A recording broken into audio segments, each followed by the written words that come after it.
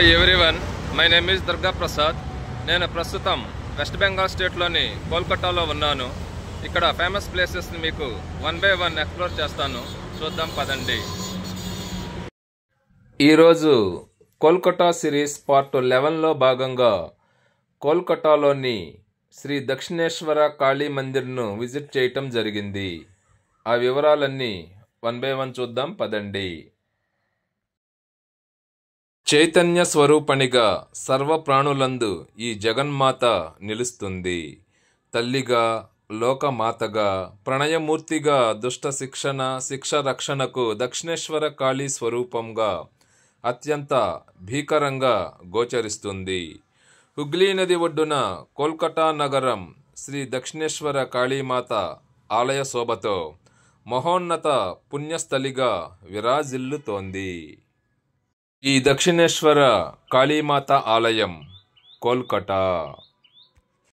దక్షిణేశ్వర కాళీమాత ఆలయం 19వ శతాబ్ది మధ్య కాలంలో రాణి రాష్మోణిచే స్థాపించబడినది. హుబ్లీ నది యొక్క తూర్పు తీరమున నెలకొన్న ఇక్కడి అమ్మవారు భవతారిణి అని పేరుతో కొలవబడుదురు. భవతారిణి అనగా సంసార సాగరమును దాటించును అని అర్థం. ఇక్కడి స్థల పురాణం ప్రకారం రాణి రాష్మోణి అనే ఆవిడ తమ తీర్థయాత్రలలో భాగంగా కాశీలో ఆదిపరాశక్తిని దర్శించుకొనుటకు వెళ్ళుటకు నిశ్చయించుకోగా ఆ ముందు రోజు రాత్రి కాళీమాత ఆమె యొక్క స్వప్నంలో కనపడి, బెనారస్ వెళ్ళవలసిన అవసరం లేదు, నా విగ్రహం గంగా నదీ తీరంలో దేవాలయంలో ప్రతిష్ఠించి ఇక్కడ పూజలు చేస్తే నేను స్వీకరిస్తాను అని చెప్పింది. ఆ వెంటనే దక్షిణేశ్వర్ గ్రామంలో 20 ఎకరాల స్థలం కొని 1847-1855 మధ్య ఈ మందిరమును నిర్మించుట జరిగింది. ఆ స్థలం అప్పుడు ఆంగ్లేయుడైన జాన్ హోస్లీ వద్ద కొన్నది.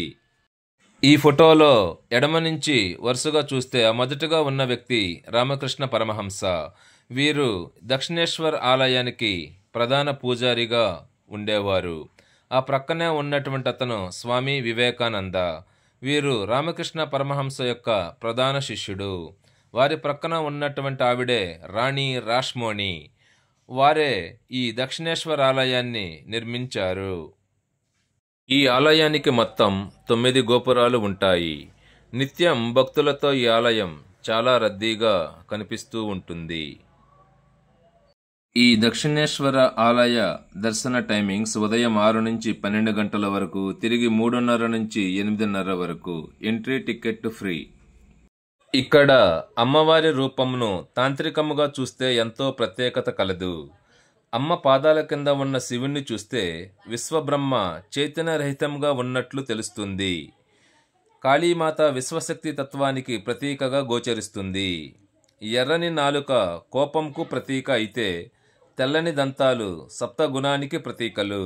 సప్తగుణమనగా కోపాన్ని అదుపులో ఉంచాలనే తత్వాన్ని అమ్మ ప్రకటిస్తుంది. అమ్మవారు శ్మశాన వాసినిగా చెప్తారు కాబట్టి మెడలో ఖండించిన శిరస్సుల మాల దృశ్యమానం అవుతుంది. అమ్మవారి ఎదురుగా కలశం ఉంటుంది. నిత్య పూజలు ఆ కలశానికి చేస్తూ ఉంటారు. ముందుగా భక్తులు ఈ ఆలయ సమీపంలోని హుగ్లీ నదిలో స్నానమాచరించి ఆ తర్వాత అమ్మవారి దర్శనం చేసుకొని తరిస్తారు.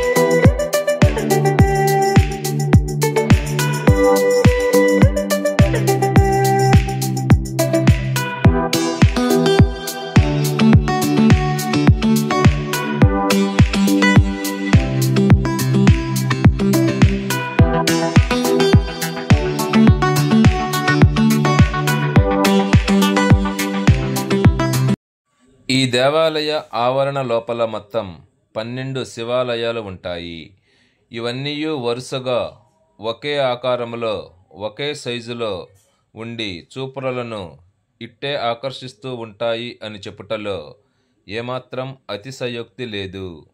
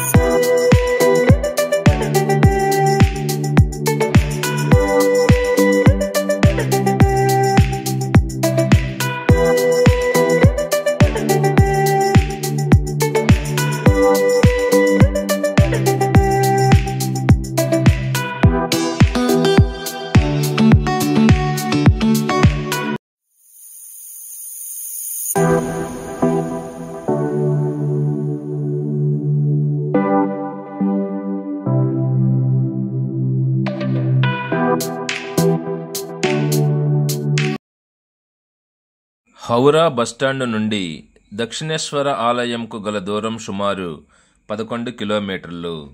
5656A అనే నంబరు గల బస్సుల ద్వారా హౌరా బస్టాండు నుండి ఈ ఆలయానికి ఈజీగా చేరుకోవచ్చు. ట్రైన్ ద్వారా అయితే హౌరా మెట్రో స్టేషన్ నుండి దక్షిణేశ్వర్ మెట్రో స్టేషన్కు చేరుకోవలసి ఉంటుంది. అక్కడ నుండి వాకబుల్ డిస్టెన్స్లో ఈ టెంపుల్ కలదు. పశ్చిమ బెంగాల్ రాష్ట్రంలో కోల్కతాకు దగ్గరలో దక్షిణేశ్వర్ అనే ప్రదేశంలో ఈ ఆలయం నిర్మించుట వల్ల ఈ ఆలయానికి దక్షిణేశ్వర ఆలయం అనే పేరు వచ్చినది. ఇక్కడ కాళికా అమ్మవారు కొలువై ఉండి నిత్య పూజలు అందుకొనుచు భక్తుల కోర్కెలను తీర్చుతూ ఉంటారు. బేలూరు నుండి బోటు ద్వారా కూడా ఈ ఆలయానికి చేరుకోవచ్చు.